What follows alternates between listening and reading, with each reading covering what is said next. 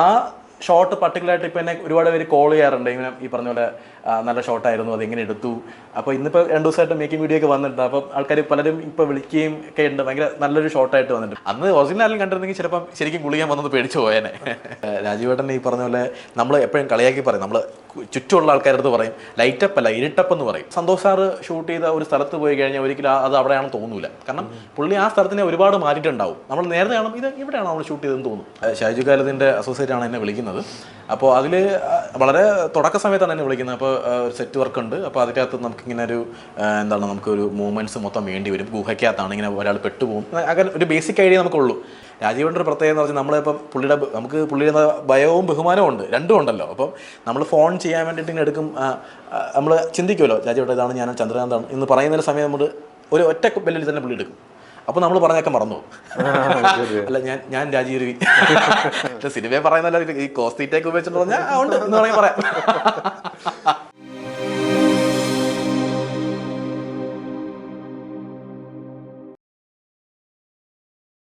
Welcome to Fox Talks. Fox ടോക്സിൽ ഇന്ന് ഒരു യങ് സിനിമാറ്റോഗ്രാഫറാണ് Chandrakanth Madhavan. Sir, welcome to Fox Talks. Thank you. ഇപ്പോൾ ആദ്യത്തെ സിനിമ ഗു റിലീസായിരിക്കുകയാണല്ലോ തിയേറ്ററിൽ. വളരെ നല്ല അഭിപ്രായം സിനിമയ്ക്ക് കിട്ടുന്നുണ്ട്. എങ്ങനെയാണ് ഈ ഗു എന്ന സിനിമയിലേക്ക് എത്തപ്പെട്ടത്? എങ്ങനെയാണ് ഗു എന്ന് പറഞ്ഞ സിനിമ എത്തുന്നതെന്ന് വെച്ചാൽ നമ്മുടെ സംവിധായകൻ മനുരാധാകൃഷ്ണൻ ഒരുപാട് വർഷത്തെ പരിചയമാണ്. ഞാൻ ചില എക്യുപ്മെൻറ്റ്സും കാര്യങ്ങളൊക്കെ ഞാൻ സിനിമയിൽ ഇൻഡസ്ട്രിയിൽ ഞാൻ ചെയ്യുന്നുണ്ടായിരുന്നു. അപ്പോൾ അതിൻ്റെ ആർട്ടിക്കിൾസ് എഴുതാനും അല്ലെങ്കിൽ ഒരു വീഡിയോ ചെയ്യാനായിട്ട് എൻ്റെ വീട്ടിൽ മനു ആദ്യമായിട്ട് വരികയാണ്. ഒരുപാട് എനിക്ക് 6 കൊല്ലത്തിന് മുകളിലായി. അപ്പോൾ പുള്ളിയും പുള്ളിയുടെ സുഹൃത്തും കൂടെയാണ് വീട്ടിലേക്ക് വരുന്നത്. എന്നിട്ട് എൻ്റെ അടുത്ത് ഇൻ്റർവ്യൂ ഒക്കെ എടുക്കുന്നുണ്ട്. അപ്പം ഞാൻ എക്യുപ്മെൻറ്റ് കാണിക്കുന്നുണ്ട്, എങ്ങനെ ചെയ്യാം ഇങ്ങനെ ചെയ്യാമെന്നൊക്കെ പറയുന്നുണ്ട്. എടുത്തുകൊണ്ട് പോയി.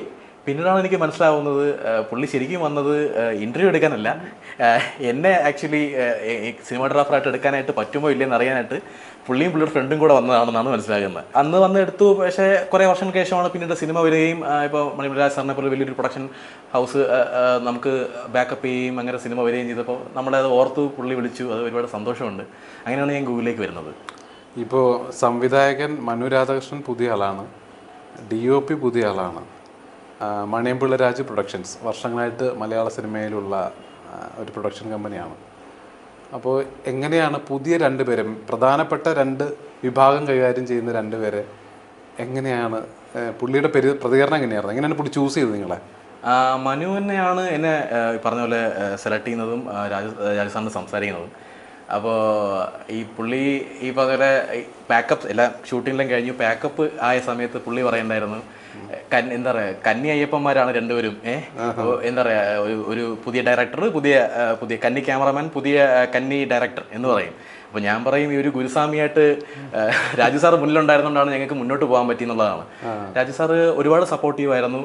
പുള്ളിയുടെ പ്രൊഡക്ഷൻ ഹൗസ് ചെയ്ത മുൻനിർത്ത സിനിമകൾ നോക്കി അറിയാം. അപ്പോൾ കണ്ടതി പൊട്ടുംതട്ടുമായാലും അനന്തഭദ്രമായാലും എത്രയോ വലിയ വലിയ സിനിമകളാണ്. ഇപ്പോൾ അതിൻ്റെ അകത്ത് സിനിമാറ്റോഗ്രാഫേഴ്സ് ആണെങ്കിൽ Santhosh sir, Ravivarman sir, S Kumar sir, Ravikiran sir, അങ്ങനെ ഒരുപാട് സിനിമാറ്റോഗ്രാഫേഴ്സ് ബിഗ്ഗർ സിനിമാറ്റോഗ്രാഫേഴ്സ് വർക്ക് ചെയ്തിട്ടുണ്ട്. അപ്പോൾ ആ ഒരു പ്രൊഡക്ഷൻ ഹൗസ് നമ്മളെ ബാക്കപ്പ് ചെയ്യുമെന്ന് പറയുമ്പോൾ അതിൽ എനിക്കൊരു ക്യാമറ ചെയ്യാൻ പറ്റുമെന്ന് പറയുമ്പോൾ അത് വലിയൊരു അച്ചീവ്മെൻ്റായിട്ട് എനിക്ക് തോന്നുന്നുണ്ട്. അത് ശരിക്കും ഭയങ്കര സന്തോഷമുള്ളൊരു കാര്യമാണ്. പിന്നെ ഇപ്പോൾ ആദ്യത്തെ സിനിമ ഇൻഡിപെൻഡൻ്റ് ആയിട്ട് ആദ്യം ചെയ്യുന്ന സിനിമ ഒരു ഹൊറർ സിനിമയാണ്. അത് വലിയൊരു ഉത്തരവാദിത്തമാണ്. കാരണം ഇപ്പോൾ കോഞ്ചറിങ് പോലുള്ള സിനിമകൾ കണ്ട് ശീലിച്ച പ്രേക്ഷകരുടെ മുന്നിലേക്കാണ് ഗു എന്ന സിനിമ വരുന്നത്. ആളുകളെ പീഡിപ്പിക്കുക എന്ന് പറയുന്നൊരു ഉത്തരവാദിത്തമുള്ള കാര്യമാണ്. അപ്പോൾ ആദ്യം ഈ സബ്ജക്റ്റ് വന്നപ്പോൾ എന്ത് തോന്നി? അല്ലെങ്കിൽ ഹൊറർ സിനിമയ്ക്ക് വേണ്ടി എന്തെങ്കിലും ഹോംവർക്ക് എന്തെങ്കിലും ചെയ്തിട്ടുണ്ടോ? ശരിക്കും പറഞ്ഞാൽ ഒരു ഹൊറർ സിനിമ ഒരു സിനിമാറ്റോഗ്രാഫറിന് കിട്ടുക എന്ന് പറഞ്ഞാൽ വലിയൊരു കാര്യമാണ്, ഭയങ്കര സന്തോഷമുള്ള കാര്യമാണ്. കാരണം നമുക്കതിൽ ഒരുപാട് വർക്ക് ചെയ്യാം. അല്ലെങ്കിൽ നമ്മളിപ്പോൾ ഒരു സീൻ വർക്ക് ചെയ്യുമ്പോഴത്തേക്കും നമ്മൾ എന്തെങ്കിലും ഗിമ്മിക്കോ അല്ലെങ്കിൽ നമ്മൾ എന്തെങ്കിലും ഒരു പ്രത്യേകതരം ഷോട്ടോ നമ്മൾ ചെയ്ത് കഴിയുമ്പോൾ സിനിമയിൽ മുഴച്ച് നിൽക്കും. പക്ഷേ ഒരു എന്താ പറയുക ഒരു ഹൊറർ സിനിമയാകുമ്പോൾ നമുക്ക് അതിൻ്റെതായ രീതിയിൽ ഒരുപാട് പരീക്ഷണം നടത്താൻ പറ്റും. അപ്പോൾ ഇതിന് വേണ്ടിയിട്ട് നമ്മൾ ഒരുപാട് ഹോംവർക്കുകൾ ചെയ്തിട്ടുണ്ട്. പ്രത്യേകിച്ച് പേടിപ്പിക്കാൻ ജംസ്കേഴ്സ് വരുന്ന ഒരുപാട് ജംസ്കേഴ്സ് നമുക്ക് സിനിമയിൽ ഇല്ലെങ്കിൽ പോലും ഉള്ള ഇത് നമുക്ക് എങ്ങനെയൊക്കെ വ്യത്യസ്തമായി ഇപ്പോൾ ഈ സിനിമയിൽ മാത്രം കാണുന്ന ചില ഷോർട്സുകൾ നമുക്ക് വെക്കാൻ പറ്റുമോ, അല്ലെങ്കിൽ ആ സീൻ ഇങ്ങനെ നമുക്ക് പ്രത്യേക രീതിയിൽ വർക്ക് ചെയ്യാൻ പറ്റുമോ, അങ്ങനെ കുറേ സാധനങ്ങൾ ചെയ്തിട്ടുണ്ട്. ഇപ്പോൾ പ്രത്യേകം പറയുകയാണെങ്കിൽ സിനിമ കണ്ടവർക്കറിയാം ഇതിൽ പാറു എന്നൊരു ക്യാരക്ടറുണ്ട്. അപ്പോൾ പാറു എന്ന ക്യാരക്ടർ പുള്ളിക്ക് നോർമൽ ലൈഫ് പൊയ്ക്കൊണ്ടിരിക്കുമ്പോൾ പെട്ടെന്ന് ഒരു ദിവസം അങ്ങ് പുള്ളിക്കാരുടെ ജീവിതം മാറുകയാണ്. അപ്പോൾ പുള്ളിയുടെ ലോകം കറങ്ങി നിന്നു എന്നൊരു സീക്വൻസ് ആണ് എൻ്റെ മനസ്സിൽ വന്നത്. അപ്പോൾ ഞാൻ വിചാരിച്ചു എന്നാൽ പിന്നെ പുള്ളിക്കാരൻ നിൽക്കുമ്പോൾ ഈ പറയുന്ന ചേഞ്ച് ചെയ്യുന്ന സമയത്ത് നമുക്കൊരു 360 ഡിഗ്രി ക്യാമറ മൊത്തത്തിൽ, അതായത് ആളെ ഉൾപ്പെടെ കറക്കിയാൽ ചിലപ്പോൾ പുള്ളിയുടെ ലോകം മാറുന്ന പോലെ തോന്നിയാലോ. അപ്പോൾ ഞാനത് മനുവിൻ്റെ സംസാരിക്കുന്നുണ്ട്. അപ്പോൾ മനു അങ്ങനെ സാധനം, അപ്പം ഞാനൊരു പുറത്തൊരു ഫോണിലൊരു റിഗ് കണ്ടിട്ട് എനിക്ക് അത് കൊള്ളാം, അപ്പോൾ നമുക്ക് ചെയ്യാം. അങ്ങനെ അത് വയ്ക്കുകയും അത് എനിക്കൊന്ന് ആ ഷോട്ട് പർട്ടിക്കുലറായിട്ട് ഇപ്പോൾ എന്നെ ഒരുപാട് പേര് കോൾ ചെയ്യാറുണ്ട്, ഇങ്ങനെ ഈ പറഞ്ഞ പോലെ നല്ല ഷോട്ടായിരുന്നു, അത് എങ്ങനെ എടുത്തു. അപ്പോൾ ഇന്നിപ്പോൾ 2 ദിവസമായിട്ട് മേക്കിംഗ് വീഡിയോ ഒക്കെ വന്നിട്ടുണ്ട്. അപ്പോൾ ആൾക്കാർ പലരും ഇപ്പോൾ വിളിക്കുകയും ഒക്കെ ഉണ്ട്, ഭയങ്കര നല്ലൊരു ഷോട്ടായിട്ട് വന്നിട്ടുണ്ട്. പിന്നെ അതുപോലെ തന്നെ നമ്മളൊരു ട്രാക്ക് ആൻഡ് റോളിയോ ഒരു ക്രെയിൻ പോലും നമ്മൾ പുറത്തുനിന്ന് എടുത്തിട്ടില്ല. എൻ്റെ മെയിൻ കാര്യം എന്ന് വെച്ചാൽ നമ്മൾ ഷൂട്ട് ചെയ്യിക്കുന്ന ഒരു മനക്കകത്താണ്, അതിനകത്ത് ഭയങ്കര ചെറിയ സ്പേസ് ആണ്. അപ്പോൾ അതിൻ്റെ അകത്തൊരു ട്രാക്ക് ആൻഡ് റോളിയോ അല്ലെങ്കിൽ വലിയ ക്രെയിനോ ഒന്നും നമുക്ക് ഷൂട്ട് ചെയ്യാനോ അല്ലെങ്കിൽ വെക്കാനൊന്നും പറ്റത്തില്ല. അപ്പോൾ ഞങ്ങൾ തന്നെ അതിനുവേണ്ടി പ്രത്യേകമായ ട്രാക്ക് ആൻഡ് റോളിയും അല്ലെങ്കിൽ ഒരു ചെറിയ ക്രെയിനും ഒക്കെ നമ്മൾ തന്നെ ഡിസൈൻ ചെയ്ത്, ഇപ്പോൾ പാന്തറൊക്കെ വെക്കാൻ പോലും അതിനൊരു ചെറിയ സ്പേസ് വേണം, അല്ലേ, നമുക്കറിയാം. അപ്പോൾ അത് മോട്ടറൈസ് ചെയ്ത് നമ്മൾ തന്നെ രീതിയിൽ നമ്മളത് ചെയ്യുകയാണ് ചെയ്തത്. പ്രത്യേകിച്ച് ഇപ്പോൾ ഇതിൻ്റെ ചേസ് ഉണ്ട്, ഒരുപാട് ഓട്ടങ്ങളുണ്ട്. അപ്പോൾ ആ ഓട്ടമൊക്കെ നമുക്ക് ആ പ്രതലത്തിൽ കൂടെ ഇപ്പോൾ റോപ്പ് ക്യാം വെച്ച് പോകാം. അപ്പം നമ്മുടേതായ പരിമിതികൾക്കകത്ത് വെച്ച് നമ്മൾ ഒരുപാട് കാര്യങ്ങൾ അതിൻ്റെ അകത്ത് പരീക്ഷിക്കാൻ പറ്റിയിട്ടുണ്ട്. ഞാൻ ഇതിനു മുന്നേ ബറോസ് എന്ന സിനിമയിൽ ഞാൻ അസിസ്റ്റ് ചെയ്തിട്ടുണ്ട്, സന്തോഷൻ സാറിനെ. അപ്പോൾ ആ സമയത്ത് ജിജോ സാർ എന്ന് പറഞ്ഞ ആൾ എല്ലാവർക്കും അറിയാം, ജനങ്ങൾക്കെല്ലാവരും അറിയുന്നതാണ്. മഴയുടെ കുട്ടിച്ചാത്തം പോലെ വലിയ സിനിമ ചെയ്ത ആളാണ്. അപ്പോൾ പുള്ളിയൊക്കെ പ്രാക്ടിക്കൽ എഫക്റ്റിൻ്റെ ആൾക്കാരാണ്. അപ്പോൾ അവിടെ നിന്നുള്ള കുറേ അനുഭവങ്ങൾ എനിക്കുണ്ട്. അപ്പോൾ അവിടെ നിന്ന് അപ്പോൾ ഞാൻ വെച്ചാൽ അങ്ങനെ പ്രാക്ടിക്കലി നമുക്ക് ചെയ്യാം. അപ്പോൾ FPV എന്നൊരു സാധനമുണ്ട്, ഫസ്റ്റ് പേഴ്സൺ വ്യൂ എന്ന് പറയും. ആ ഡ്രോണിൻ്റെ ഒരു പ്രത്യേകത എന്ന് പറഞ്ഞാൽ നമുക്ക് വളരെ ചെറിയ ഏരിയയിൽ കൂടെയും ഭയങ്കര എന്താ പറയുക ഈ മരങ്ങളുടെ ഇടയിൽ കൂടെ ഒക്കെ പോകാൻ പറ്റും. അപ്പോൾ നമ്മൾ സിനിമയിൽ ഷൂട്ട് ചെയ്യുന്നൊരു തെക്കേപ്പറമ്പ് എന്ന് പറഞ്ഞാണ് കാണിക്കുന്നത്. അപ്പോൾ അത് ഭയങ്കര മരങ്ങളുള്ള സ്ഥലം, അപ്പോൾ അത് നമുക്ക് വലിയ ഡ്രോൺ പറത്താൻ പറ്റില്ല. അപ്പോൾ ഈ FPVയിൽ നമ്മൾ ഈ സ്പാർക്കിൾ ഉണ്ടല്ലോ, അതായത് നമ്മുടെ കമ്പിത്തിരി പോലെ അല്ലെങ്കിൽ മത്താപ്പ് പോലത്തെ സ്പാർക്കിൾ കിട്ടും. അതൊരു 4-5 മിനിറ്റ് വരെ അത് കത്തി നിൽക്കും, റെഡ് കളർ വരും. അപ്പോൾ അത് നമുക്ക് FPVയിൽ വെച്ചിട്ട് നമുക്ക് പറത്തിയാലോ ഞാൻ ഡയറക്ടർ വെച്ചു. അപ്പോൾ പുള്ളി പറഞ്ഞാൽ നോക്കല്ലോ, നമുക്ക് പരീക്ഷിച്ച് നോക്കാം. അങ്ങനെയാണ് ആ ഒരു ഐഡിയ വരുന്നത്. എന്നിട്ട് ഇതിൽ കൂടെ പറത്തുകയും ചെയ്യും, നമുക്ക് എന്താ പറയുക അതിൻ്റെ CG കൂടെ ചെറുതായിട്ട് ആഡ് ചെയ്യുകയും കൂടെ ചെയ്യുമ്പോഴത്തേക്കിനും ഭയങ്കര ഒരു വ്യത്യാസം വരും. അപ്പോൾ ഇതിൻ്റെ ഗുണമെന്ന് വെച്ചാൽ നമുക്ക് ചുറ്റുമുള്ള എൻവയോൺമെൻറ്റ് ലൈറ്റ് ലിറ്റ് ചെയ്യും. അപ്പോൾ നമുക്ക് എത്ര CG ചെയ്താലും നമുക്ക് അത് ചിലപ്പോൾ അത്രയും ഒറിജിനലായിട്ട് തോന്നത്തില്ല.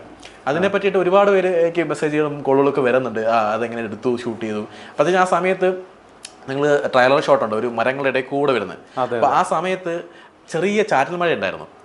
അപ്പോൾ അതിൻ്റെ ഒരു എൻവയോൺമെൻറ്റ് നമുക്ക് ശരിക്കും ആ ഒരു ഫീൽ ചെയ്യും. അപ്പോൾ ആ ലൈറ്റ് പോകുമ്പോൾ ആ ചെറിയ ചെറിയ വെള്ളത്തുള്ളികളിൽ നിന്നും കൂടെ ലൈറ്റിംഗ് കൂടെ വരുമ്പോൾ ശരിക്കും ഭയങ്കര നാച്ചുറൽ എഫക്റ്റാണ്.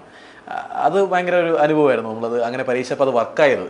അതെ, ഞാൻ സത്യത്തിൽ CG ആണ് വിചാരിച്ചത്. അല്ല, അത് കൺഗ്രാറ്റ്സ് കേട്ടോ, നല്ല ഷോട്ടായിരുന്നു, സൂപ്പർ. കുറച്ച് CG ഉണ്ട്, പക്ഷെ മെയിൻ സംഭവം എനിക്ക് വേണം ആ താഴെ വെള്ളത്തിൽ അതിന്റെ റിഫ്ലക്ഷൻ ഒക്കെ വരുന്നുണ്ടല്ലോ. അതെ അതെ അതെ അതെ അതെ അത് അന്ന് എനിക്ക് തോന്നുന്നു ഒറിജിനലി ഇപ്പോൾ അന്നത്തെ നാട്ടുകാർ ആരെങ്കിലും കണ്ടിരുന്നെങ്കിൽ ചിലപ്പോൾ പേടിച്ചു പോയേനെ. കാരണം നമുക്കിപ്പോൾ റോക്കറ്റോ അല്ലെങ്കിൽ അങ്ങനത്തെ സാധനങ്ങളൊക്കെ നമുക്ക് പറത്തി വിടുന്നത് കാണാറുണ്ട്, പക്ഷെ അത് സ്ട്രെയിറ്റേ പോകാറുള്ളൂ. ഇത് പക്ഷേ നമുക്ക് കർവ് പോകാമല്ലോ, നമുക്ക് എങ്ങനെയാണ് വളഞ്ഞു. അപ്പോൾ അന്ന് ഒറിജിനൽ ആരെങ്കിലും കണ്ടിരുന്നെങ്കിൽ ചിലപ്പോൾ ശരിക്കും ഗുളിയാൻ വന്നത് പേടിച്ചു പോയേനെ. പിന്നെ ഞാനിതിൽ ശ്രദ്ധിച്ചൊരു കാര്യം, ഇതിൻ്റെ മേക്കിങ്ങിൽ ഇതൊരു ഹൊറർ സിനിമയാണെങ്കിലും യാതൊരു തരത്തിലുള്ള ആളുകളെ ഭയപ്പെടുത്താനുള്ള ഗിമ്മിക്കുകളൊന്നും ഇതിൽ കാണിച്ചിട്ടില്ല.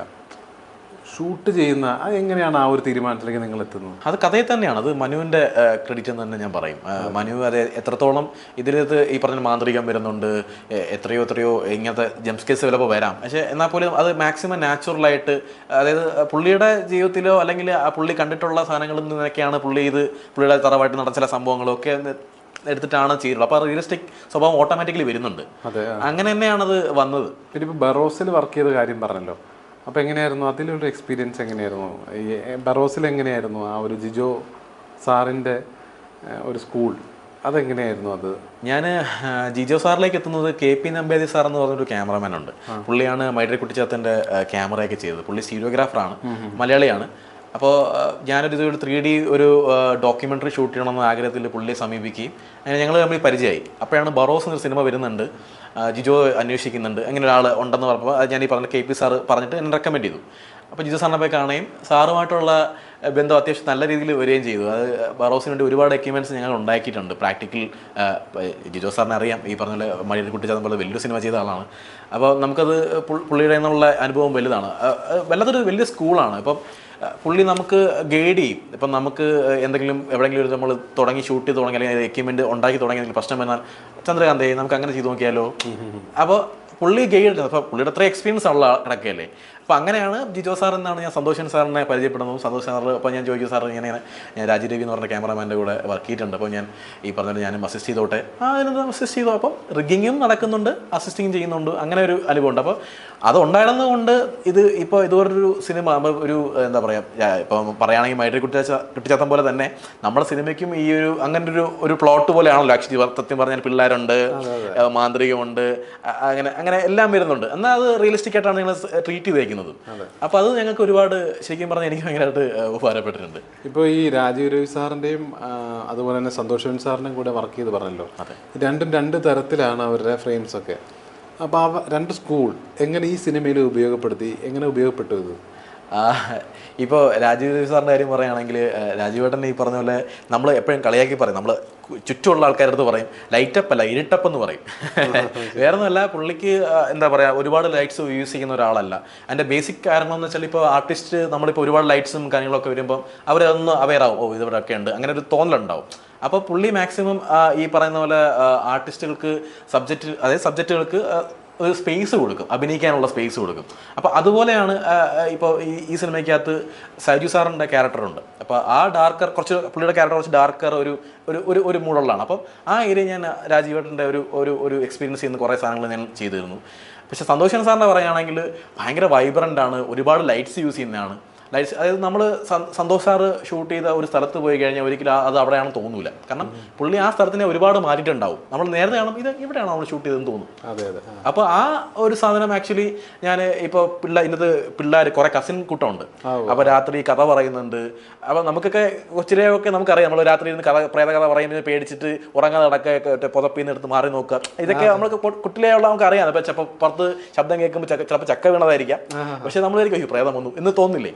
അപ്പോൾ ആ ഏരിയയൊക്കെ കുറച്ചുകൂടെ വൈബ്രൻ്റ് ആയിട്ട് കളർഫുള്ളായിട്ട് കുറച്ചുകൂടെ എന്താ പറയുക ആൾക്കാർക്ക് പ്ലീസിങ് ആയിട്ട് എന്താ പറയുക ഒരു സന്തോഷ് സാർ എപ്പോഴും സംസാരിക്കുമ്പോൾ പറയാറുണ്ട്, ഇപ്പം ഒരു 10 പേര് തിയേറ്ററിൽ നിന്ന് കാണുമ്പോൾ ആ ഒരു എക്സ്പ്രഷൻ തോന്നണം, അത് ഒന്നോ രണ്ടോ ഷോട്ട് ആയിരിക്കാം. അപ്പോൾ അങ്ങനെയാണ് ആ ഏരിയ ഞാൻ ട്രീറ്റ് ചെയ്തേക്കുന്നത്. അപ്പോൾ അവർ രണ്ടുപേരും വർക്ക് ചെയ്തതിൻ്റെ ഒരുപാട് എക്സ്പീരിയൻസ്, ഒരുപാട് സന്തോഷമുണ്ട്. നന്നായിട്ട് നമുക്ക് ഈ പടത്തിൽ നമുക്ക് ഉപയോഗിക്കാൻ പറ്റി. പിന്നെ ഒരുപാട് അപ്രീഷിയേഷൻ കിട്ടിയതാണ് മഞ്ഞുമ്മൽ ബോയ്സിലെ ആ ഗുഹയിലേക്ക് പോകുന്ന ഒരു സീൻ. എങ്ങനെ അതിൽ താങ്കളുടെ ഒരു കോൺട്രിബ്യൂഷൻ എന്തായിരുന്നു ആ സീനിൽ? അതിൻ്റെ സംവിധായകൻ എന്ന് പറയുന്നത് നമ്മുടെ ചിദംബരവും ഞാനും തൊണ്ടിമുതൽ ഒരുമിച്ച് വർക്ക് ചെയ്തിട്ടുണ്ട്. അപ്പോൾ ഷാജു കാലത്തിൻ്റെ അസോസിയേറ്റാണ് എന്നെ വിളിക്കുന്നത്. അപ്പോൾ അതിൽ വളരെ തുടക്ക സമയത്താണ് എന്നെ വിളിക്കുന്നത്. അപ്പോൾ ഒരു സെറ്റ് വർക്ക് ഉണ്ട്. അപ്പോൾ അതിനകത്ത് നമുക്കിങ്ങനെ നമുക്കൊരു മൂവ്മെൻറ്റ്സ് മൊത്തം വേണ്ടി വരും. ഗുഹയ്ക്കകത്താണ്, ഇങ്ങനെ ഒരാൾ പെട്ടുപോകും, അങ്ങനെ ഒരു ബേസിക് ഐഡിയ നമുക്കുള്ളൂ. അപ്പോൾ ഞാൻ പറഞ്ഞു നമുക്കൊരു കുഴിയുണ്ട്. അപ്പോൾ ആ കുഴിക്കകത്തുനിന്ന് ക്യാമറ മോട്ടറൈസ് ചെയ്ത് മുകളിലോട്ട് വരണം. അതായത് നമ്മുടെ ഷോട്ട് ആദ്യം പറയുന്നത്. അപ്പോൾ ആൾ വീഴുന്നു, സിനിമ കണ്ടവർക്കറിയാം, ആൾ വീഴുന്നു, അപ്പോൾ വീണ്ടുമ്പോൾ ആൾക്കാർ നോക്കുന്നു, അപ്പോൾ ഇങ്ങനെ ക്യാമറ മേലോട്ട് വരണം. അപ്പം ഞാൻ പറഞ്ഞു നമുക്കൊരു മോട്ടറൈസ് സ്ലൈഡർ, അതായത് ഒരു വെർട്ടിക്കൽ സ്ലൈഡർ, നമുക്ക് സിനിമയിൽ വർക്ക് ചെയ്യുന്നവർക്കറിയാം. സ്ലൈഡർ എന്ന് പറഞ്ഞാൽ ക്യാമറ മൂവ് ചെയ്യാനുള്ള ട്രാക്ക് ആൻഡ് റോളി കൊടുത്തൊരു സാധനമാണ്. അത് വെർട്ടിക്കലി നമുക്ക് വയ്ക്കാം. പ്ലസ് അത് നമുക്കൊരു പുള്ളി വെച്ചിട്ട് നമുക്ക് കൗണ്ടർ ബാലൻസ് എല്ലാം വെക്കുകയാണെങ്കിൽ നമുക്ക് സ്മൂത്തായിട്ട് പോവുകയും ചെയ്യും. പ്ലസ് മോട്ടറൈസ് ചെയ്ത് കഴിഞ്ഞാൽ ശരിക്കും നല്ലൊരു ഷോട്ട് കിട്ടും. അപ്പോൾ അത് നമ്മൾ പരീക്ഷിക്കുകയും അത് വർക്കായി. അപ്പോൾ ആ സമയത്താണ് ഇതിൻ്റെ സിനിമ ഒരു എന്താ പറയുക ഒരു സീരിയസ് ആയിട്ടാവും. 1, 2, 3 സീൻ ഷൂട്ട് ചെയ്തത് അങ്ങനെയാണ്. അപ്പം പോകെ അപ്പോൾ എന്നാൽ പിന്നെ നമുക്കൊരു കാര്യം ചെയ്യാം, നമുക്ക് മുകളിൽ നിന്നും കൂടെ വരുന്ന ഷോട്ട് ചെയ്യാൻ പറ്റും. അപ്പോൾ അത് കുറച്ച് റിസ്ക്കിയാണ്. ബേസിക്കലി ഇതൊരു 40 അടി വലിയൊരു സെറ്റാണ്. സിനിമ ഈ പറഞ്ഞ മേക്കിംഗ് വീഡിയോ കണ്ടവർക്ക് അറിയാം, വലിയൊരു സെറ്റാണ് 40 ഫീറ്റ്. അപ്പോൾ നമുക്ക് 20 അടി മൂവ് ചെയ്താൽ മതി. അപ്പോൾ ഞാൻ എന്താ വെച്ചാൽ 20 അടി വലിയൊരു സ്ലൈഡർ മുകളിൽ സെറ്റ് ചെയ്തു. നമ്മളെ സെറ്റിൻ്റെ മുകളിൽ അവിടെ നിന്ന് ഒരു ടെലിസ്കോപ്പിക്കായിട്ട് ഒരു പൈപ്പ് താഴോട്ട് അടിച്ചിട്ട് അതിൽ ക്യാമറ വെച്ചു. അപ്പോൾ കറക്റ്റ് നമ്മൾ എന്താ പറയുക കറക്റ്റ് ഒരു ഇഞ്ചിൻ്റെ ഗ്യാപ്പിൽ ആകെ ഹോളുള്ളൂ, ഒരാൾക്ക് താഴേക്ക് പോകാൻ പറ്റുന്നൊരു ഹോളേ ഉള്ളൂ. അപ്പോൾ ക്യാമറയുടെ ഗിംബിൾ എന്ന് പറയുമ്പോൾ ഒരു അടി 1.25 അടിയൊക്കെ ആയിരിക്കും അതിൻ്റെ വീതി. കറക്റ്റ് ആ 1 ഇഞ്ച് ഗ്യാപ്പിലാണ് ക്യാമറ താഴെ പോകുന്നത്. അത് ഇച്ചിരി റിസ്ക്കിയാണ്, പക്ഷെ അത് റിസ്ക് എടുത്തു എന്നുള്ളതാണ്. അത് ശരിക്കും അത്യാവശ്യം നല്ലൊരു അപ്രിസിയേഷൻ കിട്ടിയതാണ്. ഇപ്പോൾ പല ലാംഗ്വേജിൽ നിന്ന് ആൾക്കാർ എനിക്ക് കോളുകൾ വരാറുണ്ട്, അത് നമുക്കിങ്ങനെ ചെയ്യാം അങ്ങനെ ചെയ്യാമോ. അത് ഭയങ്കര സന്തോഷമാണ്. സിനിമയും വളരെ നല്ല രീതിയിൽ പോയി, അതിൽ സന്തോഷമുണ്ട്. ഷാജുകാലത്തിൻ്റെ സാറിൻ്റെ പല പടങ്ങളിൽ പിന്നെയും കോളുകൾ വരുന്നുണ്ട്. അപ്പം അതിൻ്റെ POV ഷോട്ട്സ് നമ്മൾ യൂസ് ചെയ്യുന്നുണ്ട്, ഹെൽമെറ്റ് വെച്ചിട്ട് അകത്ത് ഇറങ്ങുന്നത്. എനിക്കൊന്ന് ഒരുപാട് ഷോട്ട്സുകൾ നമുക്ക് അത് പരീക്ഷിക്കാനുള്ള സാഹചര്യം അങ്ങനെ ഒരു പടം കൂടെ ആയതുകൊണ്ടാണ് കേട്ടോ. നമുക്ക് അവിടെ അങ്ങനത്തെ ഒരു ലൊക്കേഷനിൽ നമുക്ക് ഷൂട്ട് ചെയ്യാൻ പാടുള്ള സ്ഥലത്ത് നമുക്ക് ചെയ്യാൻ ഒരുപാട് സന്തോഷമുണ്ട് അത് ചെയ്യാൻ പറ്റിയത്. അതുപോലെ തന്നെ തല്ലുമാലയിലെ ഫൈറ്റ് സീൻ അതും താങ്കളുടെ ഒരു കൈയുണ്ടല്ലോ ആ തിയേറ്റർ ഫൈറ്റ് ആ സോങ്ങിലെ ആ ട്രാൻസിഷൻ. ശരിക്കും ഇപ്പോൾ ഖാലിദ് റഹ്മാനും ജിംഷി ഖാലിദും കൂടെ ഞാൻ വേറൊരു സിനിമയിൽ അസോസിയേറ്റ് വർക്ക് ചെയ്യുന്ന സമയത്ത് ആ സെറ്റിൽ വരികയാണ് ഉണ്ടായത്. അപ്പോൾ അവർ പറയുന്ന ആദ്യം സോങ് കട്ടിന് വേണ്ടിയിട്ടായിരുന്നു. അപ്പോൾ ഇങ്ങനെ മതിലിൽ നിന്ന് വേറെ മതിലിലേക്ക് പോകണം, അപ്പോൾ ഒരേ സ്പീഡിൽ തന്നെ പോകണം, അപ്പോൾ അത് റിപ്പീറ്റ് സ്റ്റിച്ച് ചെയ്യണം, പിന്നീട് ഒരു 180 ഡിഗ്രി താഴേന്ന് വേറെ ഇപ്പുറത്തെ ഭാഗത്തേക്ക് വരണം. അപ്പോൾ രണ്ട് സ്ഥലത്താണ് കാര്യങ്ങൾ നടക്കുന്നുണ്ടാവുക. പക്ഷെ സ്റ്റിച്ച് ചെയ്യുമ്പം അത് കാണുമ്പോൾ ട്രാൻസിഷൻ നല്ല രസമായിരിക്കുന്നത്. അപ്പോൾ ഞാൻ അത് ചെയ്യാം അങ്ങനെ. അപ്പോൾ അതിന് ശേഷമാണ് ഫൈറ്റ് വരുന്നത്. അപ്പോൾ സുപ്രീം സുന്ദർ സാറാണ് എൻ്റെ ഫൈറ്റ് മാസ്റ്റർ. ഇപ്പോൾ ആനിമൽ അങ്ങനത്തെ വലിയ സിനിമ, ഇപ്പോൾ കങ്കുവ അങ്ങനെയൊക്കെ ചെയ്യുന്ന വലിയ സിനിമകൾ ചെയ്തുകൊണ്ടിരിക്കുകയാണ് പുള്ളി. അപ്പോൾ പുള്ളിയും ജിംഷി ഖാലിദും എല്ലാവരും കൂടെ ഇരുന്നിട്ട് നമുക്കൊരു 360 ഡിഗ്രി ഒരു ഷോട്ട് വേണം. അപ്പോൾ അവരെ ഫസ്റ്റ് പ്ലാൻ എന്ന് പറഞ്ഞാൽ നമ്മുടെ മോക്കോ ബോട്ടില്ലേ, നമ്മുടെ റോബോട്ടിക്കാണ്, അത് നമുക്ക് മുകളിൽ വെച്ചിട്ട് ഇങ്ങനെ കറക്കാമെന്നാണ്. പക്ഷേ അതിൻ്റെ ഒരു പ്രശ്നം എന്ന് വെച്ചാൽ അതിൻ്റെ ഒരു എന്താ പറയുക ഡയഗണലി അതിൻ്റെ ഒരു ഡയമീറ്റർ എന്ന് പറഞ്ഞാൽ വളരെ ചെറുതാണ്, നമുക്ക് സ്പാൻ ഭയങ്കര ചെറുതാണ്.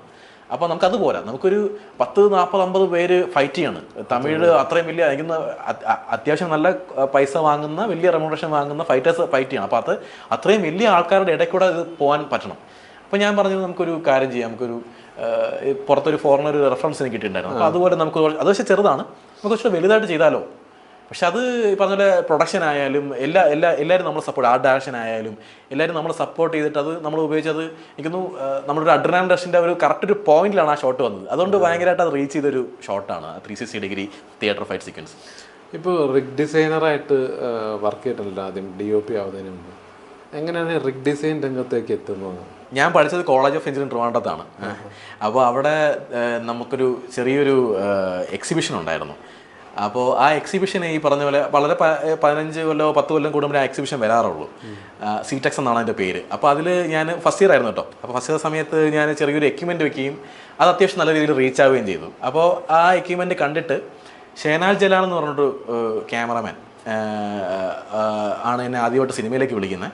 അപ്പോൾ അതിൽ ഈ അടുത്ത കാലത്ത് നിന്നാണ് സിനിമയുടെ പേര്. അപ്പോൾ അതിൻ്റെ അകത്ത് ഒരു ജയൻറ്റ് വീലിൻ്റെ അകത്ത്, ജയൻറ്റ് വീൽ നിങ്ങൾക്ക് അറിയാമായിരിക്കും ഈ ഉത്സവത്തിനൊക്കെ കാണുന്നത്, അതിൽ നമ്മൾ ക്യാമറ വെക്കുകയും അതിലാണ് ഞാൻ ആദ്യമായിട്ട് സിനിമയിലേക്ക് വരുന്നത്. പിന്നീട് അന്നത്തെ സമയത്ത് ചെറിയ ക്യാമറകൾ വരുന്ന സമയമായിരുന്നു 5D 70 ഒക്കെ. ആ സമയത്ത് ചാപ്പാക്കുരിശ്. അപ്പോൾ ആ സിനിമകളിലൊക്കെ ഈ പറഞ്ഞ പോലെ ചെറിയ ക്യാമറ വന്നപ്പോഴത്തേക്കും നമുക്കൊരു എന്താ പറയുക ഒരു വഴി തുറക്കുമായിരുന്നു. അപ്പോൾ നമുക്ക് ചെറിയ വെൽഡിങ് മെഷീൻ, കട്ടിങ് മെഷീനൊക്കെ നമ്മൾ കോളേജ് പഠിക്കുന്ന സമയത്ത് സാറുമാരെ സപ്പോർട്ട് ചെയ്ത് നമുക്കത് അറേഞ്ച് ചെയ്തിട്ടുണ്ടായിരുന്നു. അപ്പോൾ ഞാൻ ചെറുതായിട്ടൊക്കെ വീട്ടിൽ തന്നെ വെൽഡിങ്ങും ഒക്കെ ചെയ്തിട്ട് ഒരു സാധനമൊക്കെ ഉണ്ടാക്കി അങ്ങനെയൊക്കെയാണ് ആ സിനിമയിലേക്ക് ഞാൻ വരുന്നത്.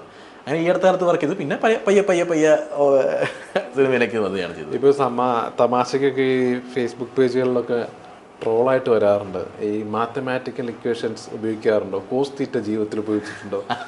അപ്പോൾ ഇത്തരം മേഖലയിൽ ഇങ്ങനെ എന്തെങ്കിലും ഇക്വേഷൻസോ ഈ പഠിച്ച മാത്തമാറ്റിക്സ് എന്തെങ്കിലും അപ്ലൈ ചെയ്തിട്ടുണ്ടോ?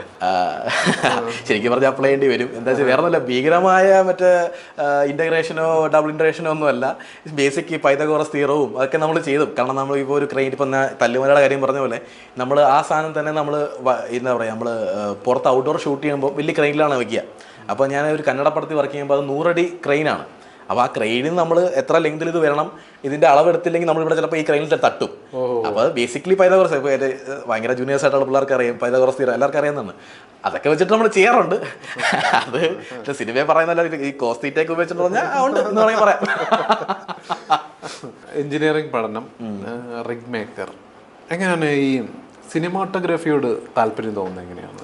സിനിമാട്ടോഗ്രാഫി എന്ന് പറഞ്ഞാൽ വളരെ കൊച്ചായിരുന്നു. അപ്പം എനിക്കൊന്ന് 10ാം ക്ലാസ് ആ സമയത്തൊക്കെ തന്നെ എനിക്ക് എന്താ പറയുക വിഷ്വൽ ഇത്രയും ഒരു ഈ സ്ട്രെച്ച് സിനിമാസ്കോപ്പി പറയാനല്ലോ, ആ വിഷ്വൽ കാണാൻ ഭയങ്കര ഇഷ്ടമായിരുന്നു. അപ്പം എല്ലാവർക്കും പറയുന്ന പോലെ ഈ 10ാം ക്ലാസ് ജയിച്ചു കഴിഞ്ഞാൽ എന്തെങ്കിലുമൊക്കെ വാങ്ങിത്തരാമെന്ന് പറയുമല്ലോ വീട്ടിൽ, സമ്മാനം ചുമ്മാ നമ്മൾ ജയിപ്പിക്കാൻ എന്തെങ്കിലും ചെയ്യും.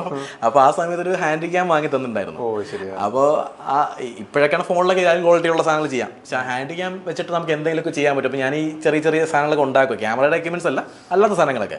അപ്പോൾ ഇതെങ്ങനെയെങ്കിലും ഇതിലേക്ക് ആക്കാൻ പറ്റുമോ, അങ്ങനെ തുടങ്ങിയതാണ്. അപ്പോൾ ഞാനൊരു ചെറിയൊരു ബോഡി റിഗൊക്കെ ഉണ്ടാക്കി ഈ ഒരു സെറ്റിൽ പോയപ്പോൾ കാണിക്കുകയൊക്കെ ചെയ്ത് അവർക്ക് ഭയങ്കരമായിട്ട് ഇൻട്രസ്റ്റ് ആയിട്ട് അങ്ങനെയൊക്കെ സംഭവിച്ചിട്ടുണ്ട്. അങ്ങനെയാണ് പയ്യെ സിനിമയിലേക്ക് വരുന്നത്. അങ്ങനെ എന്ന് പറയാം. ഈ രാജീവ് രവി ഒരു ഡിഫറെൻറ്റ് ജോണർ സിനിമ ചെയ്യുന്ന ആളാണ്. അദ്ദേഹത്തിൻ്റെ കൂടെയുള്ള വർക്കുകളൊക്കെ എങ്ങനെയായിരുന്നു? അപ്പോൾ ഏതൊക്കെ സിനിമകൾ വർക്ക് ചെയ്തിട്ടുണ്ട് രാജീവ് രവി സ്കൂളിൽ?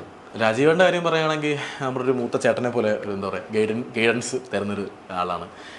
പുള്ളിയുടെ കൂടെ ഞാൻ സി ലോപ്പസ് തൊട്ടാണ് വർക്ക് ചെയ്ത് തുടങ്ങുന്നത്. ഞാൻ സി ലോപ്പസ്, കമ്മട്ടിപ്പാടം, തുറമുഖം, ഇപ്പോൾ ലാസ്റ്റ് പാരഡൈസ്, വൈറസ്, ഒരുമാതിരിപ്പെട്ട മൂത്തോൻ എല്ലാ സിനിമകളിലും ഞാൻ വർക്ക് ചെയ്തിട്ടുണ്ട്. തൊണ്ടിമുതൽ തൊട്ടാണ് ഞാൻ അസിസ്റ്റ് ചെയ്ത് തുടങ്ങുന്നത്. പാരഡൈസിൽ ഞാൻ അസോസിയേറ്റ് വർക്ക് ചെയ്തിട്ടുണ്ട്, പ്ലസ് റിഗ്ഗിങ്ങും ചെയ്യുന്നുണ്ട്. രാജീവേട്ടനൊരു ഒരു ഒരു ജെം ഓഫ് എ പേഴ്സൺ ആണ്. അത് നേരിട്ട് അറിയാവുന്നവർക്കറിയാം. പുള്ളി ഒരു മനുഷ്യനാണ് ആക്ച്വലി. അത് ഒരുപാട് നമുക്ക് എന്ത് പ്രശ്നമുണ്ടെങ്കിലും രാജീവേട്ടൻ ഇങ്ങനെ പ്രശ്നം ഉണ്ടെന്ന് ചെയ്യാൻ വേണ്ടിയിട്ട് അത് ചെയ്താൽ മതി, അത് അങ്ങനെ പറയുന്ന ഒരാളാണ്. നമുക്ക് പെട്ടെന്ന് എത്താം. അല്ലെങ്കിൽ ഒരു കോളിൻ്റെ അപ്പുറത്ത് ഇപ്പോൾ ബാക്കി ആരൊക്കെയാണ് വിളിച്ചാൽ പോലും ചിലപ്പോൾ എടുക്കണമെന്നില്ലല്ലോ. രാജീവേട്ടൻ്റെ ഒരു പ്രത്യേകത എന്ന് പറഞ്ഞാൽ നമ്മളിപ്പം നമുക്ക് പുള്ളിയുടെ ഭയവും ബഹുമാനവും ഉണ്ട്, രണ്ടും ഉണ്ടല്ലോ. അപ്പം നമ്മൾ ഫോൺ ചെയ്യാൻ വേണ്ടിയിട്ട് ഇങ്ങനെ എടുക്കും. നമ്മൾ ചിന്തിക്കുമല്ലോ രാജീവേട്ടൻ ഇതാണ്, ഞാൻ ചന്ദ്രകാന്താണ് എന്ന് പറയുന്നൊരു സമയം നമ്മൾ ഒരു ഒറ്റ ബെല്ലിൽ തന്നെ പുള്ളി എടുക്കും. അപ്പോൾ നമ്മൾ പറഞ്ഞൊക്കെ മറന്നു അല്ല ഞാൻ രാജീവ് രവി അങ്ങനെയുള്ള പറയാം. ആ തുറക്ക സമയത്ത് കാര്യം പറയാം കേട്ടോ.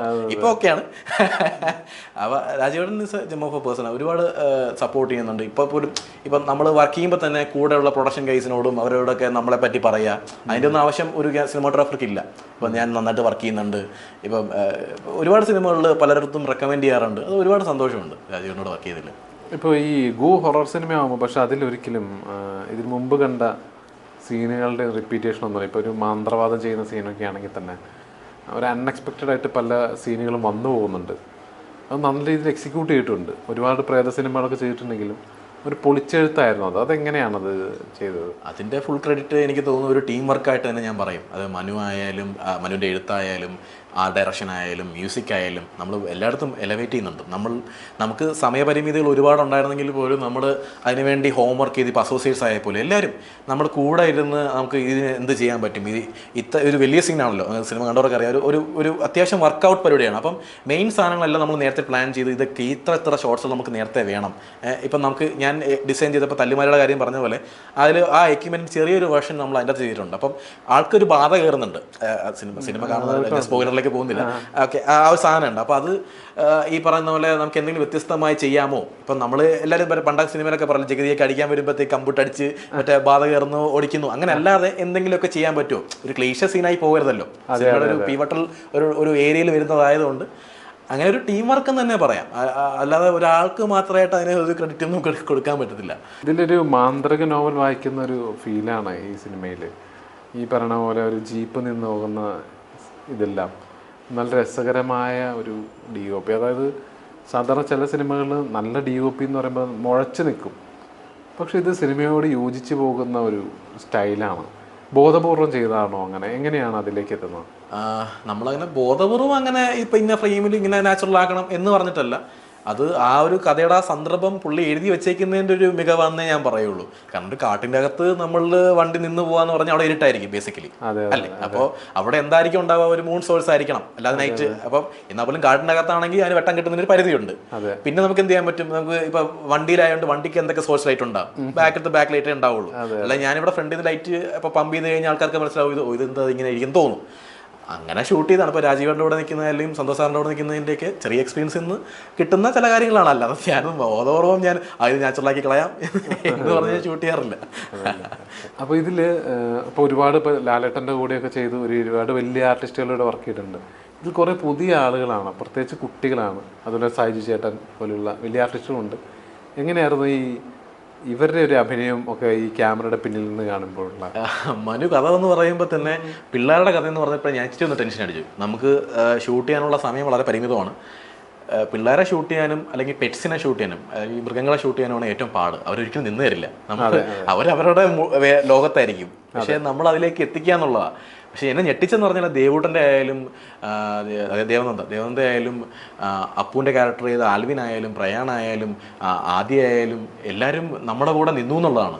ആരും അത് ദേവൂട്ടൻ്റെയൊക്കെ കാര്യം നമ്മൾ ഷൂട്ട് ചെയ്തത് വെനീസ് 1 എന്ന് പറഞ്ഞ ക്യാമറയിലാണ്. സോ അതും കൂക്ക് 7 എന്ന ലെൻസും, അതായത് ഫുൾ ഓപ്പൺ ആണ്. നമ്മൾ സിനിമയ്ക്ക് അറിയാവുന്നവർക്കറിയാം. അതായത് കുറച്ചെങ്കിലും അനങ്ങി കഴിഞ്ഞാൽ ഫോക്കസ് ഔട്ട് ആവാം.